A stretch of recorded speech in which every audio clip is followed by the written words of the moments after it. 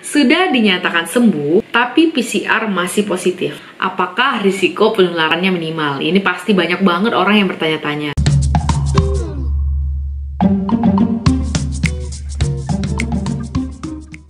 Halo semua, welcome back to my YouTube channel. Jumpa lagi dengan saya Dr. Grace. Udah lama banget ya saya nggak upload video baru. Mudah-mudahan video kali ini bermanfaat buat kita.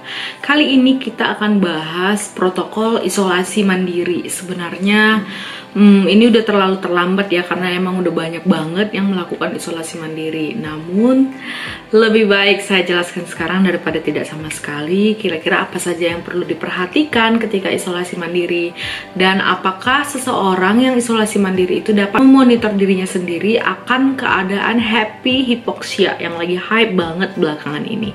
So buat kamu yang baru bergabung di channel ini, silahkan subscribe dulu channel ini, nyalakan lonceng notifikasinya agar tidak ketinggalan video terbaru dari saya. Oke, langsung aja kita bahas. Ada beberapa orang yang tanya pada dokter, biasanya pertanyaannya, "Dok, saat ini saya terinfeksi COVID-19 atau PCR saya positif. Karena gejalanya ringan, saya diminta untuk melakukan isolasi mandiri. Biasanya dilakukan dalam suatu ruangan tertentu, mes, atau bisa dilakukan di rumah sendiri." Nah, kira-kira apa aja yang perlu diperhatiin? Yang pertama adalah pasien yang terinfeksi COVID-19 itu harus ditempatkan di ruangan yang pencahayaannya cukup dan ventilasinya baik. Kenapa? Karena hal ini penting sekali supaya udara yang ada dalam ruangan tersebut memang bertukar dan juga terpapar sinar matahari ya. Kita tahu sinar matahari ini dapat membunuh kuman-kuman walaupun memang tidak ada jangka waktu tertentu untuk disinari sekian lama begitu. Selanjutnya adalah meminimalisir berbagi ruangan dengan orang-orang yang emang satu rumah juga namun tidak terinfeksi COVID-19. Hal ini untuk meminimalisir kontak, dan kalaupun memang ada ruangan bersama, misalnya ruang keluarga, mungkin ya bosan juga ya di dalam ruangan itu terus. Misalnya pasien COVID-19-nya mau nonton, sebaiknya ruangan keluarganya itu berventilasi yang baik juga. Selain itu, batasi juga pergerakan pasien yang menderita COVID-19 ya. Meskipun dalam suatu rumah, dia itu sebaiknya tidak mobile banget, misalnya dari ruangan ini ke ruangan sana, ruangan ini ke ruangan sana, pegang sini, pegang sana. Sebaiknya memang punya ruangan khusus, misalnya punya kamar mandi sendiri, punya alat makan sendiri, dan memang harus diminimalisir pegang-pegang barang yang emang orang itu umum pegang, misalnya pegangan pintu atau pegangan tangga seperti itu. Nah, untuk tidurnya gimana dok? Ada yang tanya ya. Sebenarnya boleh nggak sih satu kamar? Sebisa mungkin sih sebenarnya beda kamar, beda ruangan ya. Namun kalau emang mepet banget, itu sebaiknya di ruangan yang emang ventilasinya baik dan juga punya jarak minimal 1 meter. Kalau memungkinkan, tadi sudah saya jelaskan, punya toilet dan kamar mandi yang terpisah dari mereka yang belum terinfeksi COVID-19. Sebenarnya siapa sih yang boleh ngerawat pasien COVID-19 yang sedang isoman? Sebaiknya orangnya itu emang sehat, tanpa gangguan kesehatan dan kekebalan, menggunakan masker bedah dan sarung tangan, dan jangan lupa sebelum dan sesudah kontak dengan pasien sebaiknya mencuci tangan. Mencuci tangannya 6 langkah sesuai WHO ya, bisa dicari aja di YouTube. Pertanyaan berikutnya yang banyak juga ditanya oleh orang-orang adalah gimana cara mencegah orang yang satu rumah dengan pasien COVID-19 supaya tidak infeksi juga. Yang pertama adalah hindari kontak dengan barang yang terkontaminasi dengan pasien. Kalaupun memang harus pegang, itu harus didesinfektan dulu ya. Bisa cari apa aja cairan-cairan yang bisa digunakan untuk desinfektan dan bagaimana kadar pembuatannya. Jangan lupa pakai masker bila ada di sekitar pasien. Nah, pasiennya juga harus pakai masker. Pisahkan alat makan pasien, dan jangan lupa kalau masalah masker tadi itu jangan pakai yang bekas lagi ya. Terus ada yang tanya pakaian, spray atau handuknya pasien COVID-19 itu bagaimana cara pengerjaannya, membersihkannya. Itu sebaiknya direndam menggunakan air panas ya.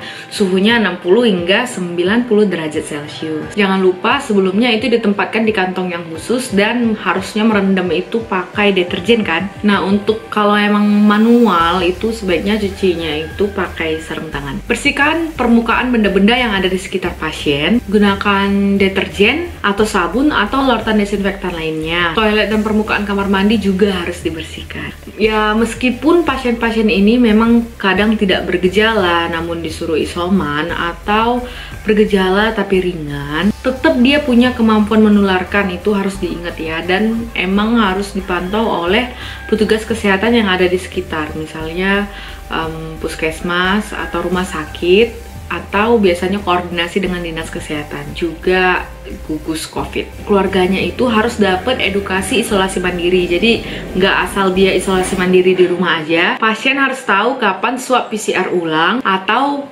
jadwal kontrol ke fasilitas kesehatan, atau orang fasilitas kesehatan yang datang ke rumah mendapatkan obat atau vitamin yang mendukung untuk meningkatkan kekebalan tubuh.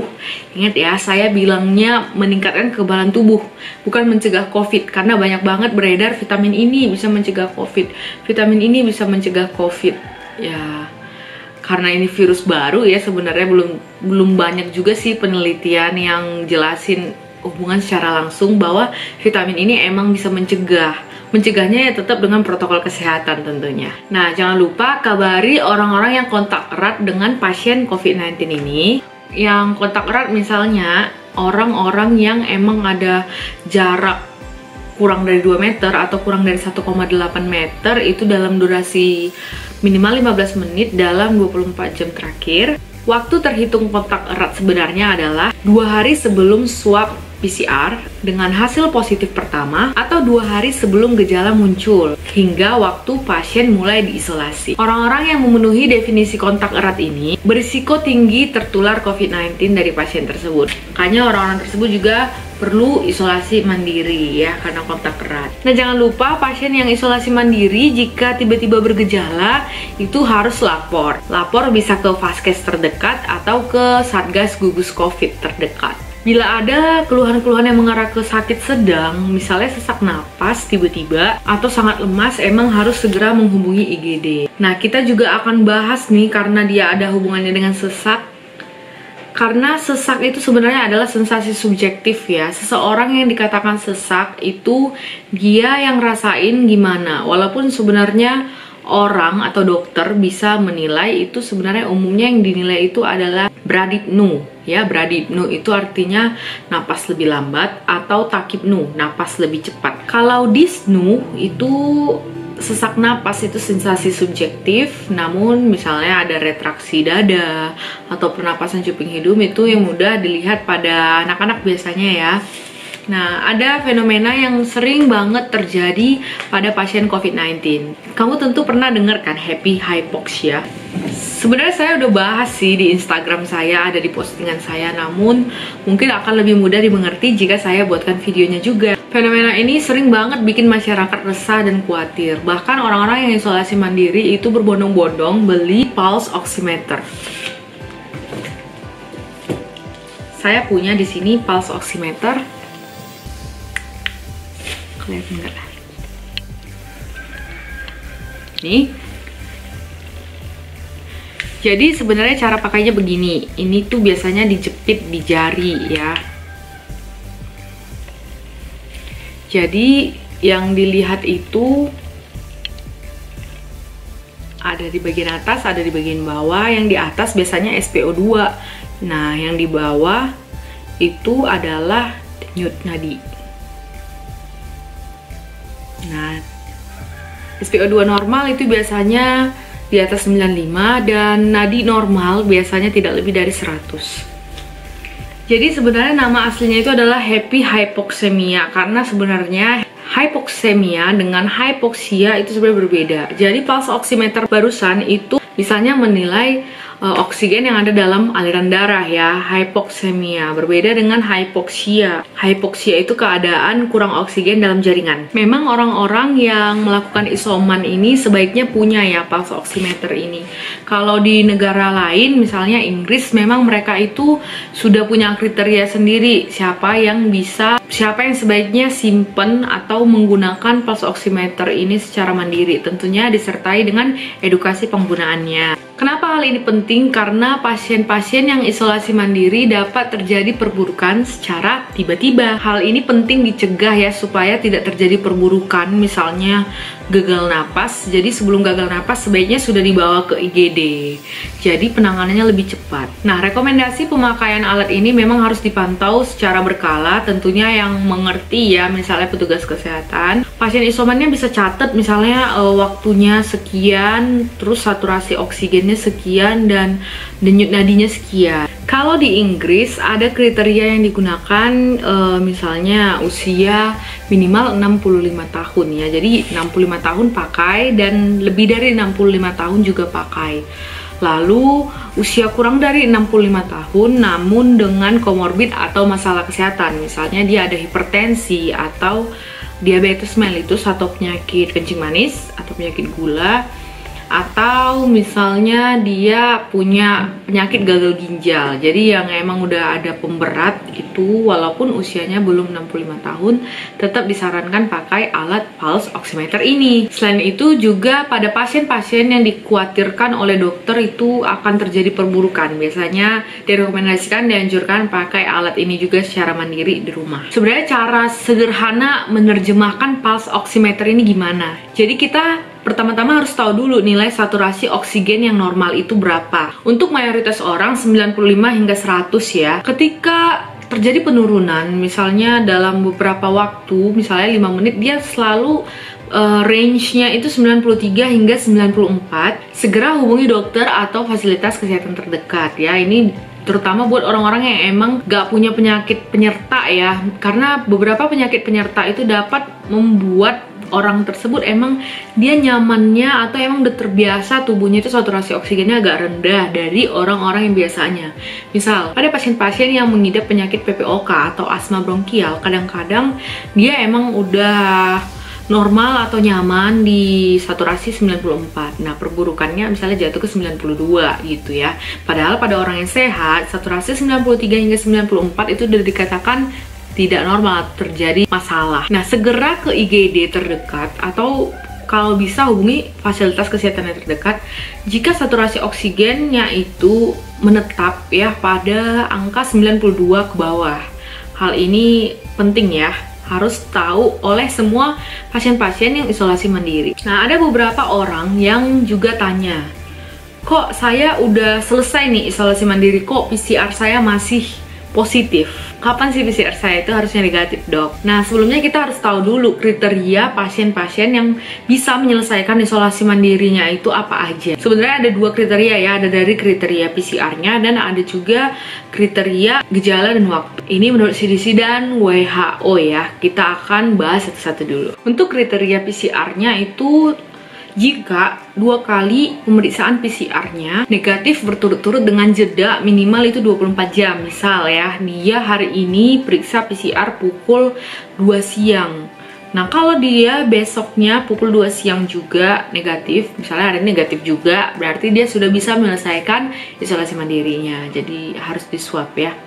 Idealnya sih petugasnya yang datang ke rumah ya, karena kalaupun pasiennya yang emang harus ke fasilitas kesehatan, emang dia harus taat banget protokol kesehatan. Nah, untuk kriteria gejala dan waktu ada lagi nih, minimal 10 hari pasca swab PCR pertama dengan hasil positif COVID-19 jika dia emang tanpa gejala ya, kalau dia tanpa gejala. Nah, buat yang mereka bergejala, gejala ringan ya, yang isolasi mandiri, minimal 10 hari tambah 3 hari tanpa gejala sejak gejala pertama kali muncul ya. Misal dia itu pertama kali gejalanya muncul itu tanggal 1, jadi ke tanggal 2 berarti 1 hari kan, berarti tambah 13, berarti tanggal 14 dia udah nggak bergejala, berarti dia udah bisa menyelesaikan isolasi mandirinya. Tapi kriteria-kriteria tadi untuk di Indonesia emang harus kembali lagi ke vaskes dan dokternya ya, bagaimana, karena kan perlu juga penilaian secara klinis pasien tersebut ya, outcome-nya gimana dan kira-kira prognosisnya gimana. Sudah dinyatakan sembuh tapi PCR masih positif, apakah risiko penularannya minimal? Ini pasti banyak banget orang yang bertanya-tanya. Yang perlu diperhatikan adalah hasil PCR masih dapat tetap positif walaupun pasien sudah sembuh, namun risiko penularan COVID-19 minimal ya, digarisbawahi minimal, karena mayoritas hasil kultur virus negatif. Sini ada gambarnya ya. Jadi mayoritas hasil kulturnya itu negatif kalau dia sudah dinyatakan sembuh walaupun PCR-nya masih positif. Nah, pertanyaan lagi yang sering beredar adalah apakah virus penyebab COVID-19 bisa bertahan di tubuh pasien dan sewaktu-waktu bisa aktif lagi walaupun dia sebelumnya udah sembuh gitu kan. Oke, kasus dugaan reaktivasi berdasarkan hasil PCR yang positif. Reaktivasi kembali ini, kasus dugaan reaktivasi berdasarkan hasil PCR positif kembali pada pasien yang COVID-19 udah sembuh di Korea Selatan. Itu ada kejadian, jadi di kultur ternyata dia virusnya itu negatif. Jadi